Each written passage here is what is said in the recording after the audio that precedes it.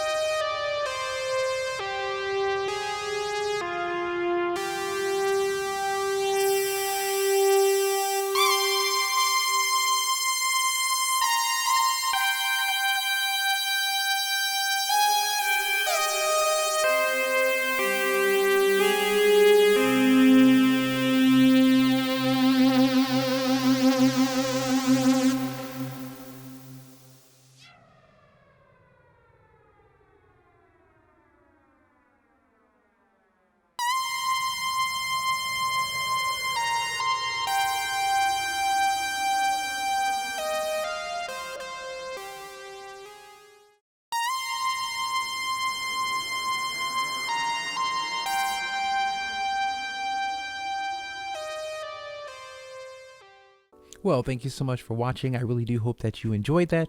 As far as my personal opinion is concerned, I think that the sound difference between the Montage and the MODX is really negligible. I can barely tell a difference between the two keyboards at all. I give a slight edge to the Montage, especially in the pianos, but that could have to do with the key bed and stuff as well. But if you're just thinking about sounds, I don't think that the Montage is the way to go. The reason to get a Montage, I think, is, personally for, the better key bed, with aftertouch, the ribbon controller, more knobs, more buttons, more sliders, a more robust build, things of that nature. Those are the reasons to get the Montage. But if it just comes down to sounds, they really do sound very, very similar, to the point where it's very hard to tell the difference between the two keyboards. I think that your amplification system, what speakers and stuff you're using, whether you're using studio speakers or whether you're using loudspeakers, your venue, things like that, those are going to have much more of an effect on your sound than, the difference between the two keyboards. But that's just my opinion. You can let me know what your opinion is in the comments below. And I want to thank you for watching this video. If you like videos like this, in-depth videos, tutorials, and stuff like that, please consider liking and subscribing to my channel, and hit that bell icon so you get a notification when I upload new stuff, because I'm always doing so. And with that, I will see you guys in the next video.